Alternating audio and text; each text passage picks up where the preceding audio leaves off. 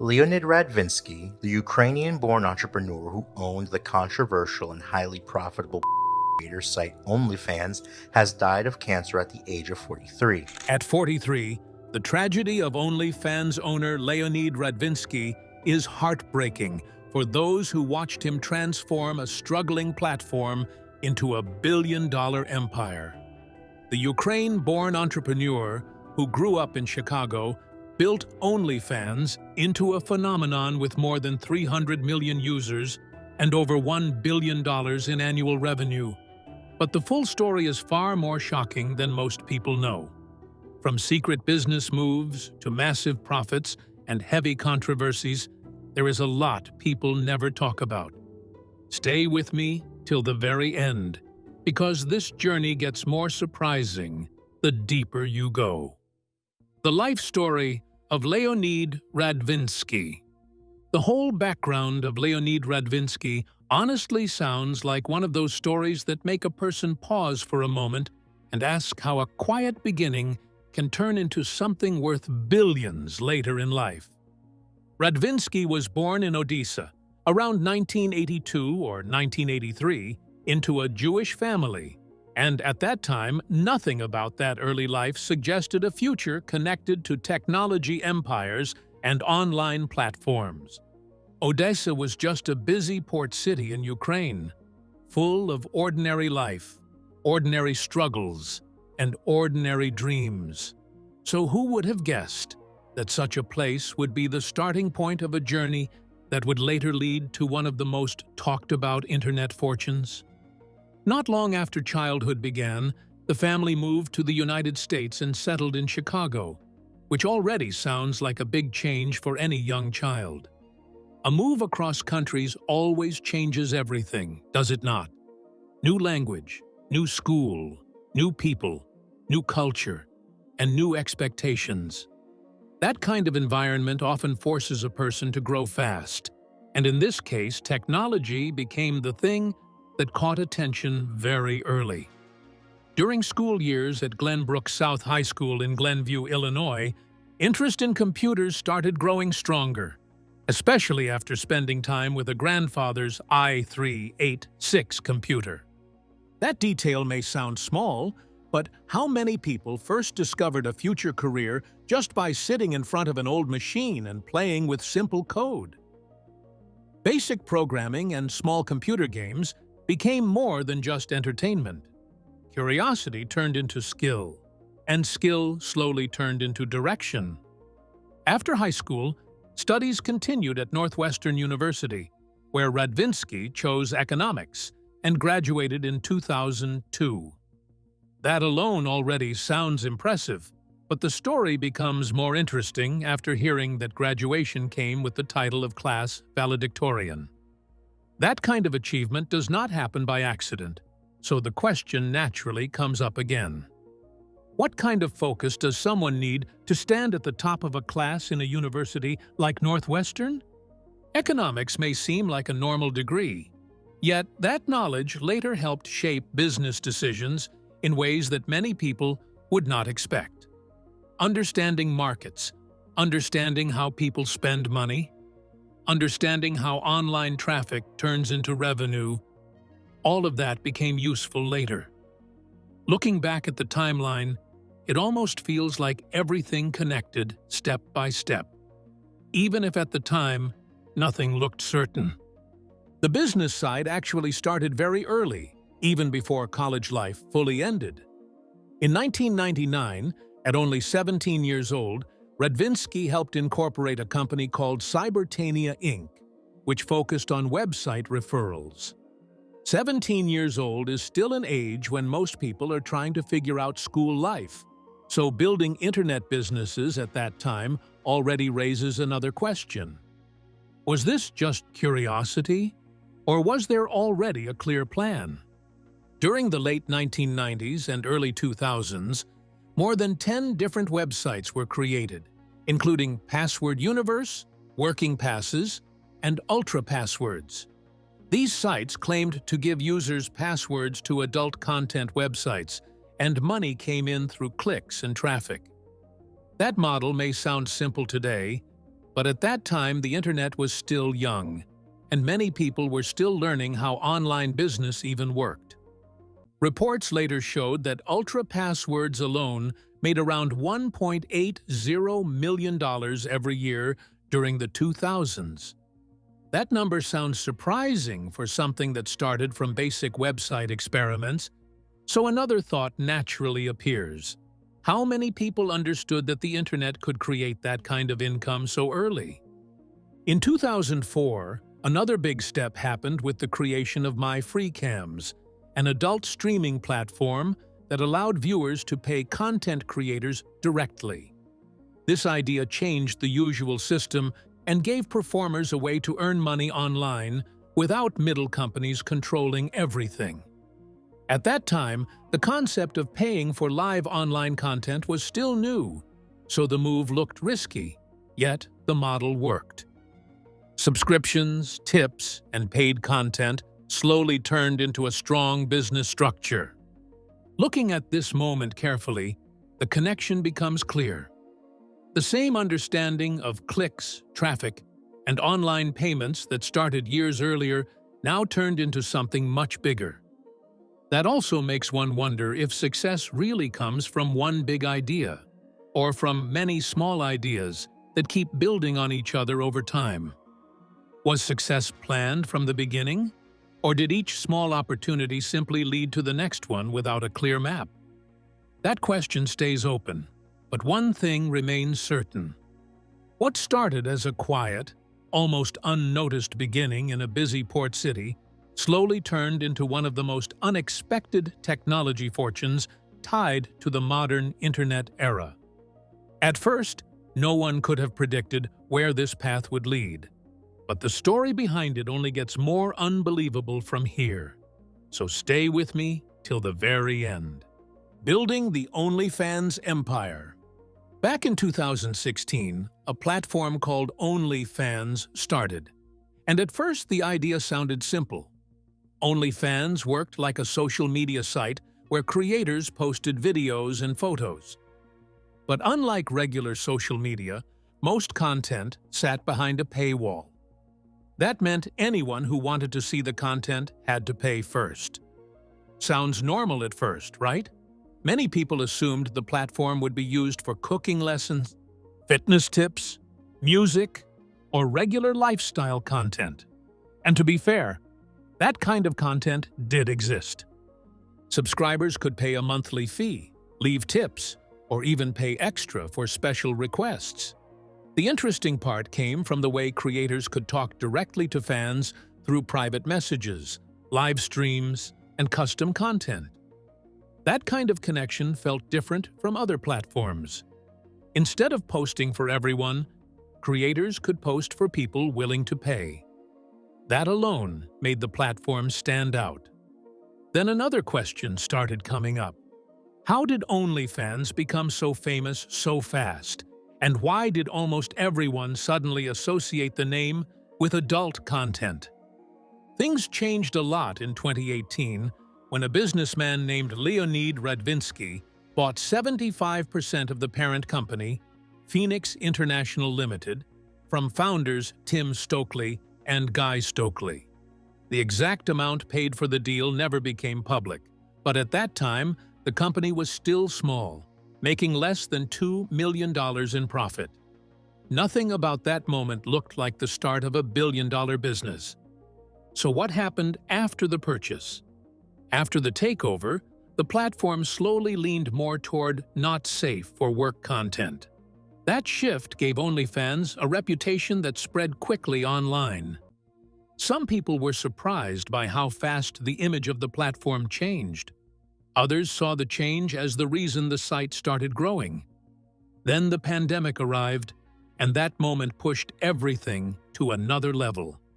With millions of people stuck at home, many started looking for ways to make money online, and many others were spending more time on the internet than ever before. That mix created the perfect situation for OnlyFans to explode in popularity. More creators joined, more subscribers signed up, and the numbers started rising in a way nobody expected. At that point, another question started to make sense. What exactly made the business model so attractive to creators? The answer sat in the way money was shared. OnlyFans kept 20% of every payment, while creators kept 80%. That split made a huge difference. On many other platforms, creators worked hard, but earned very little. On OnlyFans, creators could set subscription prices anywhere between about $5 and $50 per month and know exactly how much money would come in. On top of that, fans could send tips or pay extra for special content. That meant income depended on how active and creative a creator decided to be. The more effort put in, the more money came back. That kind of system motivated people to post often and promote accounts everywhere online. And once money started flowing, growth became hard to stop. By 2024, the numbers looked almost unbelievable. The platform had more than 370 million users and millions of creators posting content. Transactions on the site reached more than $7 billion in a single year. Revenue for the company reached around $1.4 billion. The number of creators jumped from a few hundred thousand in 2019 to more than 4 million just a few years later. That kind of growth made people ask another obvious question. Who benefited the most from all of this? Reports showed that Leonid Radvinsky received hundreds of millions of dollars in dividends every year, with payments going from hundreds of millions to more than $700 million in 2024 alone. Numbers like that explained why OnlyFans became one of the most talked about internet businesses in recent years. What started as a simple idea slowly turned into a massive money-making machine, growing faster than anyone expected. The way the platform connected creators and fans completely changed online content forever. But behind the success story lies a side most people never talk about, so stay with me till the very end. The darker side of success. Success made the platform look powerful on the outside, but the same success also brought attention that started to expose problems hiding underneath all the money and popularity. A lot of people began to ask a simple question. When a platform grows that fast, can everything really stay under control? Several investigations started looking closely at how the system worked, and the findings showed that moderation problems, rule violations, and compliance issues were happening at the same time the company kept making huge profits. Reports explained that content moderation became one of the biggest concerns. A Reuters investigation even found 11 cases where women told authorities that force had been used to make sexual content for the platform. Hearing something like that naturally makes anyone stop for a moment and wonder how such situations could happen without being noticed earlier. Most creator accounts stayed hidden behind subscription paywalls, which meant that outsiders could not easily see what was being posted.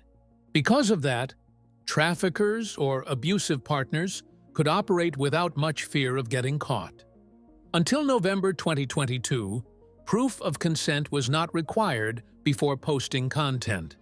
And that detail alone made many people ask another question. Should a platform that deals with adult material really allow uploads without clear consent checks? Even after new rules were introduced, problems did not completely disappear. One report described a woman in Arkansas who told authorities that a boyfriend forced hours of filming while using threats and violence. Stories like that made the situation feel less like a small mistake and more like a system that struggled to keep up with its own growth.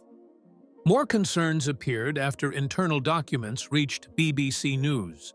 Instructions given to moderators showed that accounts posting illegal content were supposed to receive 3 warnings before being closed.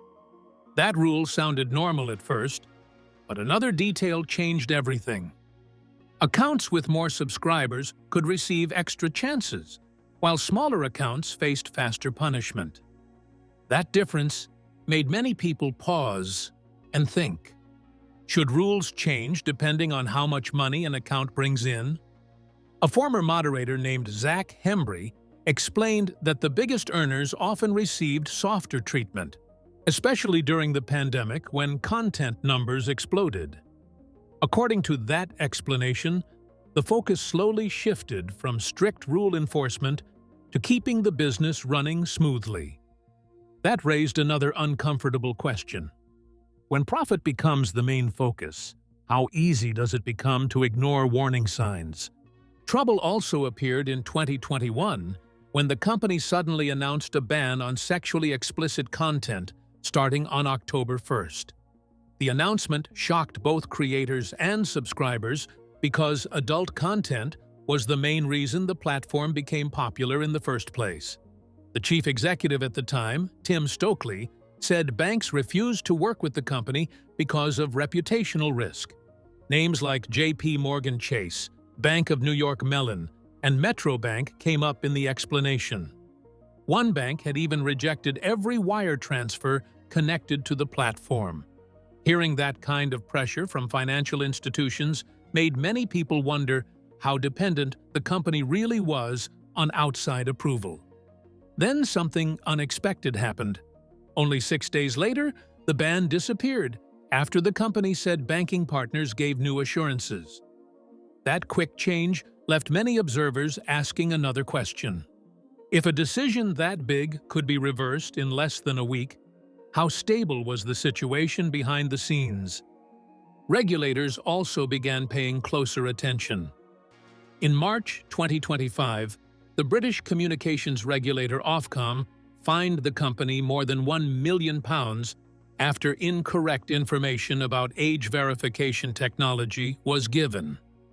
The system was supposed to check faces using a higher age setting, but the real setting was lower than what regulators had been told.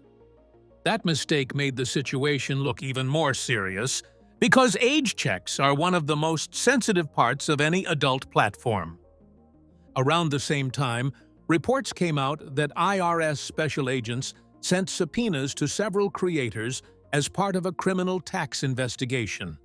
Hearing about tax probes, fines, and moderation problems all at once made the whole situation feel heavier.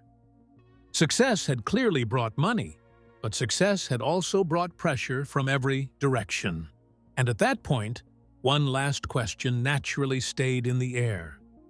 When a platform grows that fast and starts bringing in unbelievable amounts of money, you have to wonder, can success ever come without complications? Or do the problems grow just as quickly as the profits? That question takes us to a bigger story. And trust me, you'll want to stay glued till the very end. Beyond OnlyFans. A lot of people hear the name Leo Radvinsky and immediately connect the name to the platform, but then another question comes up almost right away. What else has Leo Radvinsky actually been doing with all that money? That question leads straight to Leo.com, a venture capital fund started back in 2009. Instead of putting money only into entertainment platforms, Leo Radvinsky started investing heavily in technology companies. That part surprises many people because the public image often focuses on controversy, not on business strategy. Some investments went into companies like B4X, based in Israel, and also into Pleroma, a social networking software project. Now think about that for a second. Why would someone connected to a platform like OnlyFans put millions into open-source technology? The explanation given was simple. Leo Radvinsky believed that developers should have easier access to tools, and that belief pushed more than $3 million into open-source projects since 2018. Even more interesting, advice from Leo Radvinsky helped B4X move from a paid system to a free suite. That change made the software easier to use for developers all over the world.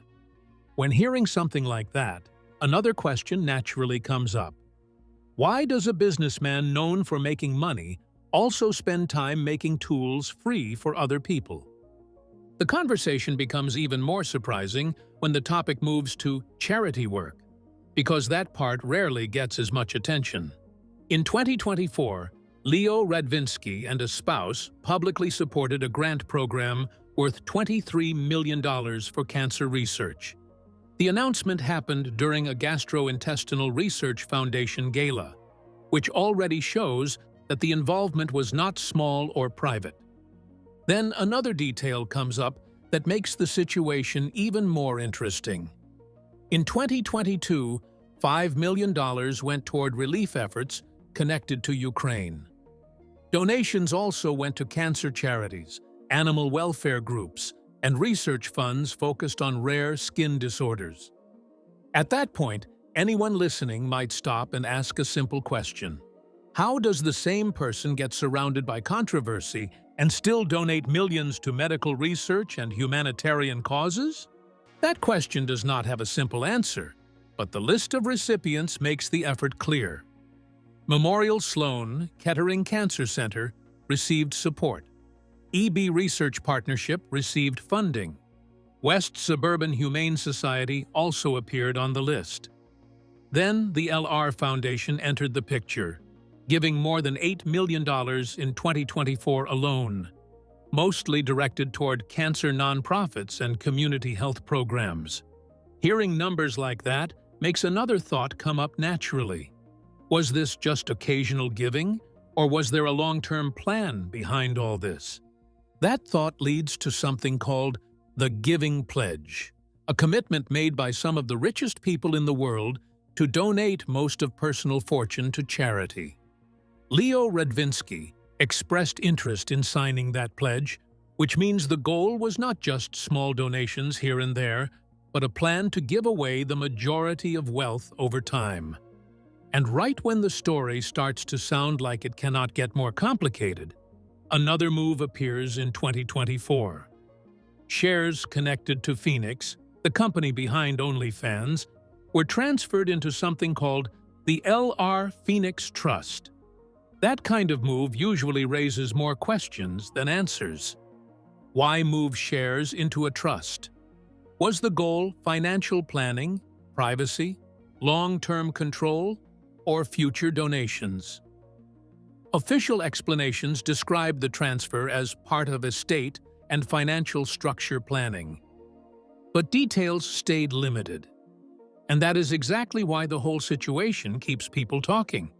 Because every time one piece of the story looks simple, another detail shows up and makes everything more complicated. With this, we have come to the end of this video. Thanks for watching. If you enjoyed this video, do well to like, comment, and subscribe for more content. To enjoy more thrilling stories, click now on the following video that pops up on your screen.